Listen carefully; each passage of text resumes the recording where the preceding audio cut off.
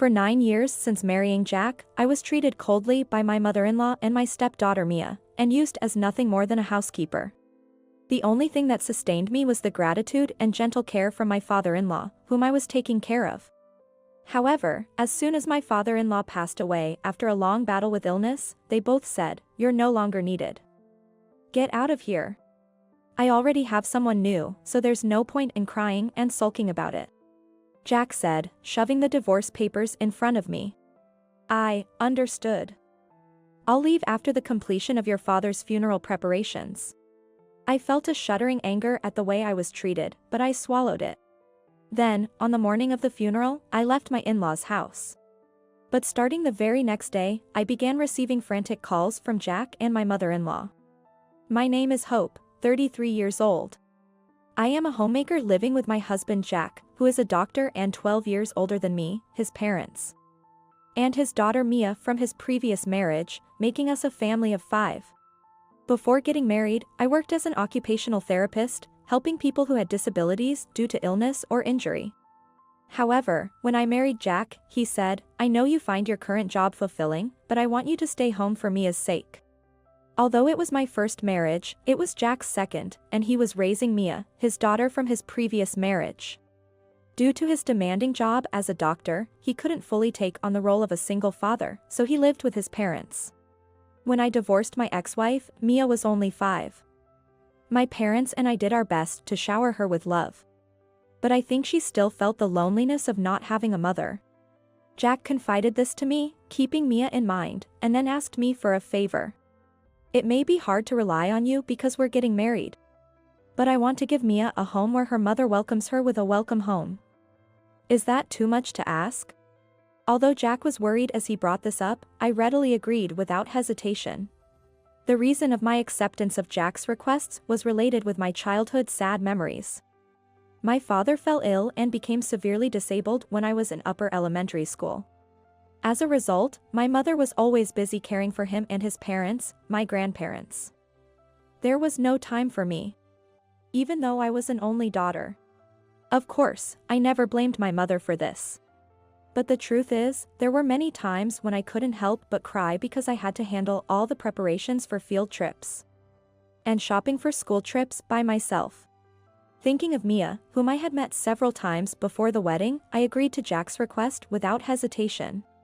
So, when we got married, I started living with Jack's family. My in-laws, who lived with us, included my father-in-law, a retired doctor, and my mother-in-law, who was a homemaker like me. They told me to handle all the housework that had been done by a housekeeper until then.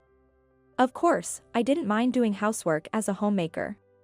However, my mother-in-law constantly looked down on me, saying things like, "You're such a dull wife." I didn't like the previous one either. But at least she was well educated and good-looking. This new one has nothing better except being young. According to Jack, Mia's birth mother, his ex-wife, was a beautiful doctor who graduated from the same prestigious university as him. However, being 3 years older than Jack and often arguing with his mother, she had earned her antipathy. As a result, they separated and divorced shortly after Mia was born.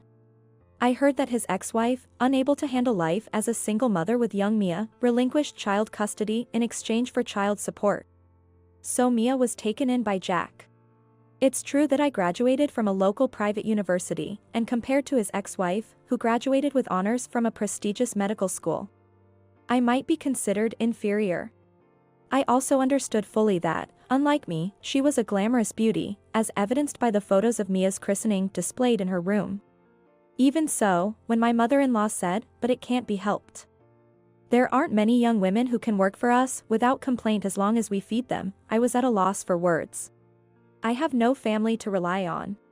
My father, who had been ill for a long time, passed away when I was in the 8th grade, and soon after, my paternal grandparents, who lived with us, also passed away. On top of that, my mother, who had overexerted herself for years, also died after a short illness when I was in the 10th grade. After my mother's death, I temporarily stayed with my maternal uncle. However, when I realized that their interest lay in my mother's small insurance payout, I fled to a distant university. Since then, I had cut off all contact with my relatives. When Jack and I started dating, I told him everything, and he said, "Hope, you're amazing. Despite everything, you haven't lost yourself and have worked so hard. I respect you as a woman and as a person." His words gave me the strength to marry Jack, despite the opposition from friends and colleagues who were wary of his background. That's why I was so shocked when my mother-in-law called me a free housekeeper who could be worked without complaint. When I hesitantly told Jack about it that night, I expected him to scold his mother or at least to comfort me. Looking back, I was naive. Jack, who came home happily drunk, listened to me and then grew visibly angry. And as he turned around, he threw his partially removed suit jacket at me and yelled, "Hey! What are you misunderstanding?" I stood frozen as he shouted, "Who do you think you are to badmouth my mother? I married you because, just like she said, I needed a wife who could be worked for free without anyone complaining." Fueled by alcohol, Jack then began to speak more than usual. He revealed that until shortly before I started working at his hospital, they had always had a live-in housekeeper. However, with the high cost of her salary, her room, and other expenses, it was becoming a significant burden despite high incomes of Jack and his father. Despite this, having been born as the daughter of a professor at the university from which Jack and my father-in-law graduated, my mother-in-law was pampered from a young age and never did any housework after getting married. As a result, even after her first marriage broke down, she didn't change her attitude. When she remarried my father-in-law, her parents hired a housekeeper to handle all the housework at their own expense. However, when my mother-in-law's parents passed away, the situation changed dramatically. Her brother and his wife refused to provide any assistance. Therefore, my father-in-law and Jack had to bear the cost of the housekeeper. But due to my mother-in-law's long-term extravagance on beauty treatments, overseas trips, theater, and shopping, the family finances were in dire straits. To make matters worse, my father-in-law suffered the same illness as my father. Although his prognosis was relatively good, my mother-in-law outright refused to take care of him in his daily needs like meals and bathing. Yet, when it came to placing him in a facility, both my mother-in-law and Jack started scheming, saying, "That's a waste of money. Isn't there a cheaper way?" It was during this time that Jack heard rumors about me starting a new job as an occupational therapist at a hospital. In fact, the professors from my alma mater, who had no close family, acted as my guarantors when I started my job. When the hospital's top management learned this, they said, "It's rare for someone who graduated at the top of their class. She must be exceptionally talented," and expected me to be an immediate asset. However, Jack interpreted this as a labor force that can be overworked without fear of escape. "That's why I got close to someone as plain as you and managed to marry you. Otherwise, who would want you? Look in the mirror and figure it out." Laughing heartily, Jack left the bedroom after this revelation. I could only watch him leave in stunned silence. Even if it was discovered, I had nowhere to escape to. Perhaps because of this, both Jack and my mother-in-law stopped pretending around me the next day. In fact, they even dismissed the private caregiver they had hired for my father-in-law, leaving me to handle all the housework and his care. Despite his limited mobility, my father-in-law protested, "This is unreasonable. Are you planning to make her do all the housework and take care of me too?" But neither my mother-in-law nor Jack listened. Thus, from early morning until late at night, I had no time to even sit down due to balancing housework and caregiving. Although my father-in-law had lingering numbness in his non-dominant hand, he tried to do as much as he could himself to lighten my burden. "Hey! Didn't I tell you to prepare a photogenic, low-calorie breakfast with plenty of fruits and vegetables? How many times do I have to repeat myself?" Meanwhile, my mother-in-law imposed her whims without a care, even during busy mornings. "Why didn't you pick up my suit from the cleaners yesterday? I needed it for today's meeting. You're completely useless." Jack was no different from my mother-in-law. What shocked me even more was that Mia started looking down on me, trying to please both Jack and my mother-in-law. Initially, I tried to convince myself that she was just imitating her father and grandmother. However, on a field trip day, after I handed Mia the lunch I had made by waking up early, she deliberately threw it on the floor, stomped on it with her slippers, and laughed. Furthermore, when Mia tore apart the photos of my parents that I had cherished and displayed, and then looked into my tear-streaked face with a smirk as I gathered the pieces. My heart completely broke. The only solace in my daily life was the presence of my father-in-law, who remained thoughtful and kind despite his physical limitations. During my 9 years of marriage, the only peaceful moments I had were when my father-in-law's health was stable, and we could go to the nearby botanical garden to admire the colorful, blooming seasonal flowers together. So when my father-in-law recently fell ill from a minor cold, which quickly deteriorated, leading to his passing, my sense of loss was indescribable. However, as I wept beside his coffin, my mother-in-law said, "You're useless now. Get out of this house." She sneered at me. Jack added, "I already have someone new, so there's no point in crying and sulking about it," while shoving a signed divorce paper in front of me. I felt a wave of anger at the thought that these people couldn't even mourn the passing of someone who was their husband and father. However, arguing would not honor my father-in-law. Understood. I will leave once the preparations for your father's funeral are complete. On the morning of my father-in-law's funeral, after praying at the altar, I left my in-laws' house. But from the next day onwards, Jack and my mother-in-law began bombarding my phone with incessant calls and messages. At first, I ignored them, but the sheer volume of calls and messages day and night became overwhelming. Just as I was reaching my limit, I received the long-awaited notification that the preparations were complete, so I decided to answer the next call. The call came from my mother-in-law, who immediately hurled insults at me. "You thief! How did you seduce your father-in-law?" Such abuse was expected, so it didn't bother me. Noticing that I had answered the phone, Jack snatched the phone from his mother and began shouting at me just as loudly. "Hey, Hope. What's this about you inheriting Dad's entire estate by yourself?" What a pair they were.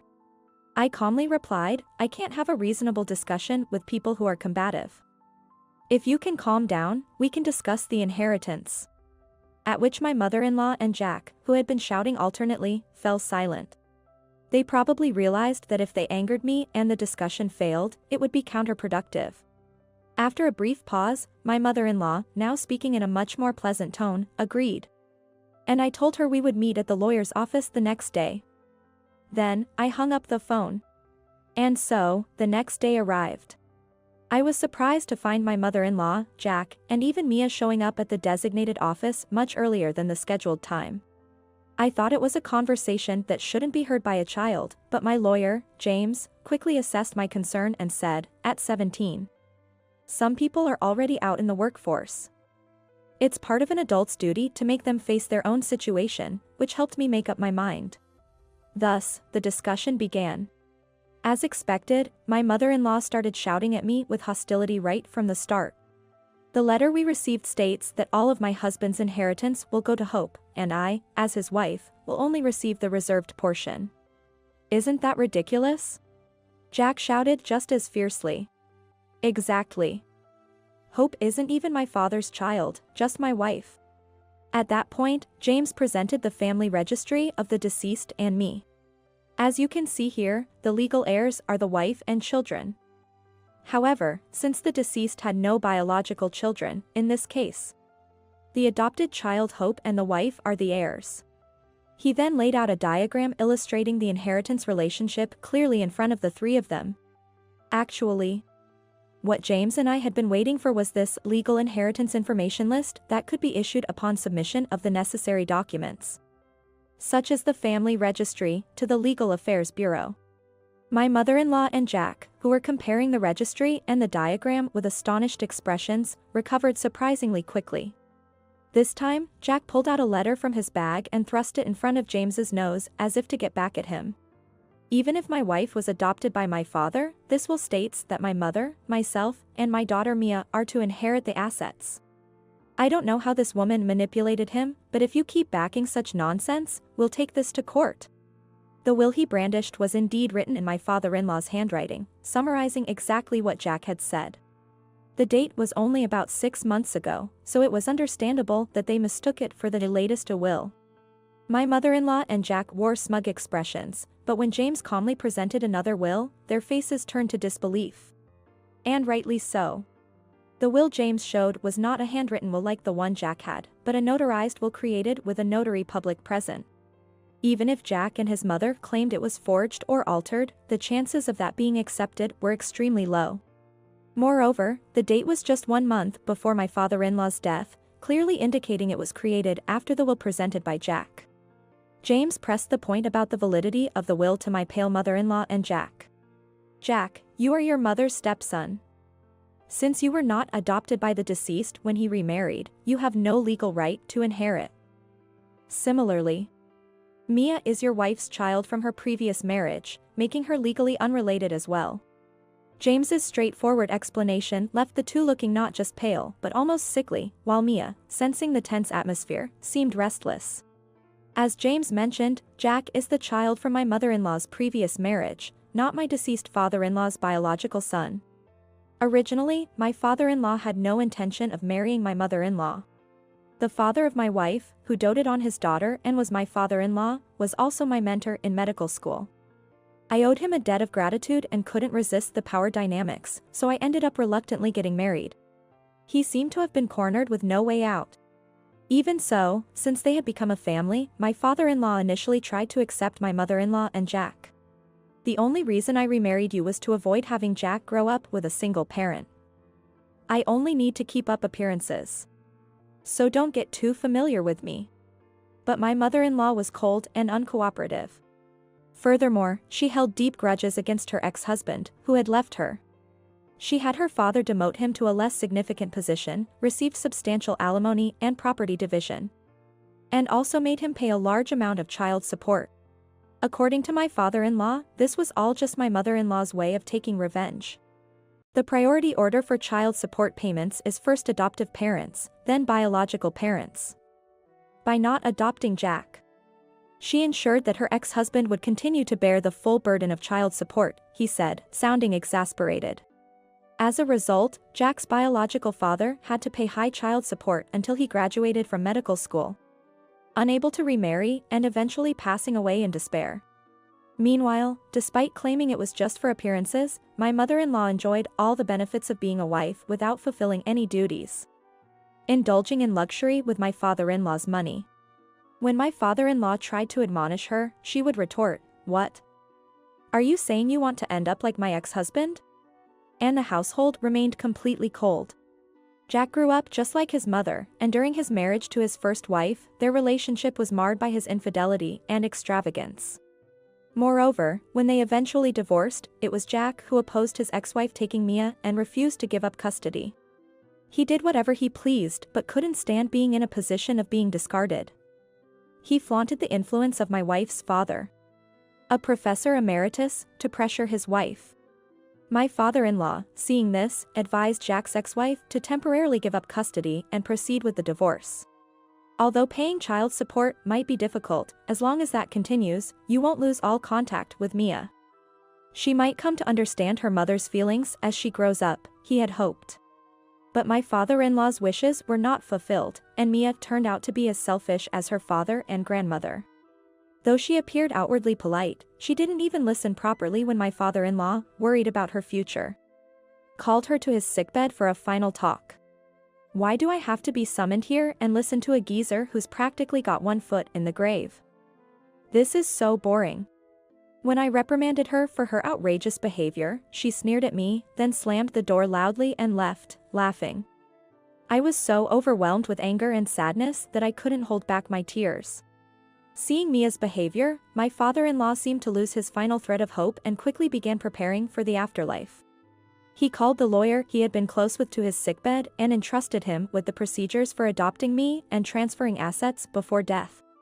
I was surprised to hear the story, but he responded, "You probably already know, but Jack has a woman, and he's planning to use my inheritance to start his own practice.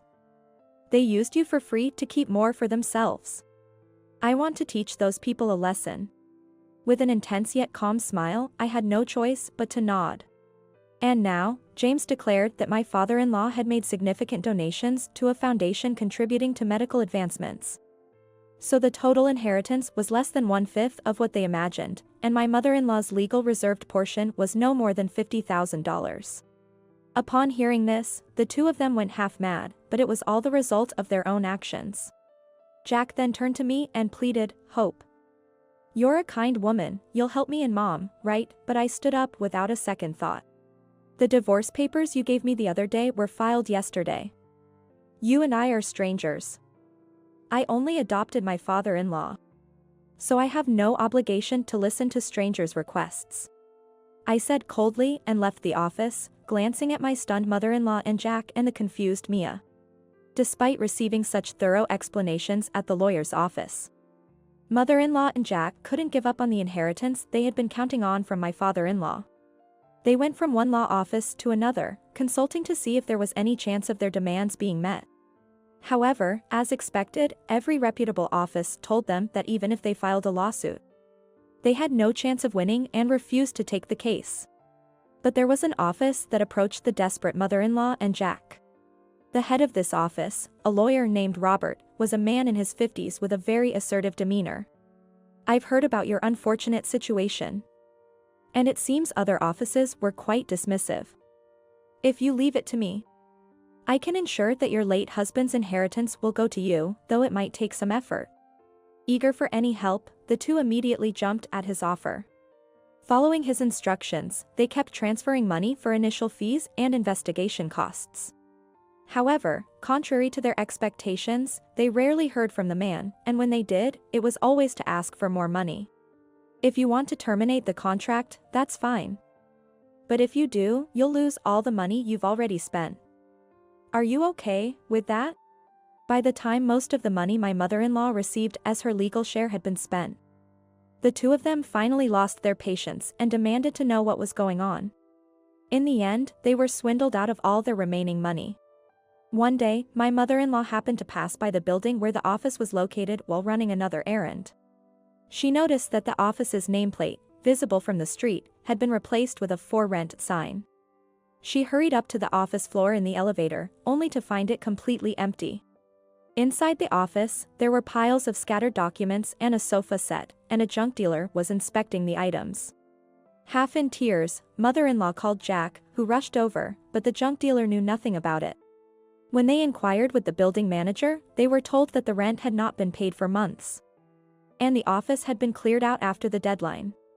With no other options, Jack and mother-in-law reluctantly sought help from mother-in-law's brother, with whom they had been nearly estranged. Mother-in-law's brother, born into a family of doctors but working as a banker, was shocked by their story but consulted a lawyer he was close to. It turned out that the man they thought was a lawyer was a well-known scammer in the area. He targets people like my mother-in-law, who have been turned away by other lawyers because they have no chance of winning. After making empty promises, he extorts money under various pretexts and then disappears. They reported it to the police, but despite numerous reports of this impersonation scam, his whereabouts remain unknown. Even if he were caught, most of the stolen money would likely have vanished into the underworld, meaning any compensation would only be a fraction of the loss. When my mother-in-law learned that any compensation would only cover a small fraction of the loss, she was so shocked that she collapsed on the spot. Moreover, about half the money given to the fake lawyer wasn't enough from the inheritance. So my mother-in-law secretly borrowed it without Jack knowing. When it was revealed that she had made Jack the guarantor without his consent, it led to a fierce argument between them. It couldn't be helped. Without that inheritance, we wouldn't have been able to clear my debts or yours, my mother-in-law cried, making it impossible to reason with her. Jack had no choice but to confront the lender himself. However, the lender turned out to be a shady operator, and Jack's claims that his guarantee was invalid because he hadn't authorized it were brushed aside. If you claim it was unauthorized, why don't you sue your mother for document forgery? But doing so might tarnish your reputation as a doctor. He was told this from the lender with an intimidating smile. In the end, with no other options, mother-in-law and Jack had no choice but to declare bankruptcy. While a medical license isn't immediately revoked upon bankruptcy, it was a severe blow to Jack, who had been planning to open his own clinic. Starting a clinic requires significant funds, and even if they had received my father-in-law's inheritance, loans from financial institutions would have been essential.